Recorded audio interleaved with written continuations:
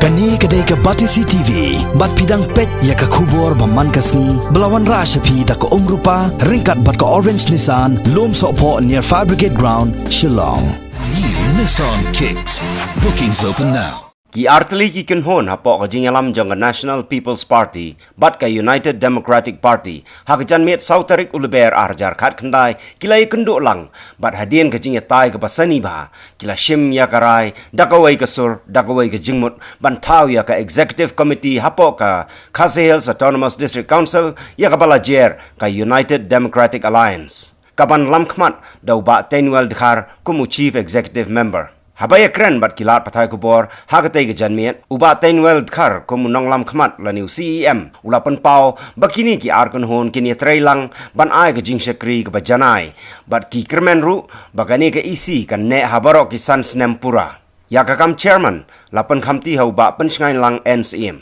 Hagaje kedulang jingi mata ke janmi thang ni ya jit ya chairman bat ngile jit ru ya secretary jongka group bathamai ka bangilia form menta hagi artli gine ki kenuun ki jungi ku manglaw mata ka RDA baga PDA ila thau thamai siaka UDA pat kaban Security Policy Council tinggal ajid yo chairman bangilia ajid yo secretary chairman gila ajid yang ni ga UDA bat secretary gila ajid ya bapnya ini ka NPP hakabede bat ka kam ka bade inte police council pat gila jid yo CM gila jid yo chairman wan bapen singai tu CM mana ngahi oh haka election ka salon share inte police council hadin bingla de ya ka ut kena ni po kumu chairman jongka PDA hadir mengenai Siongbang dengan ayah Sanibha dengan idon kam lakumno kasur jong ke PDA kawan si bak pensengan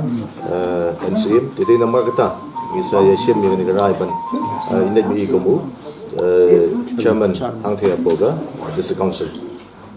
kajiri batna hana marba haji jang asim ki PP da jongka NPP PP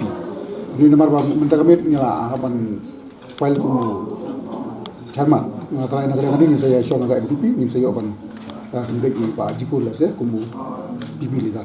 Pak NPP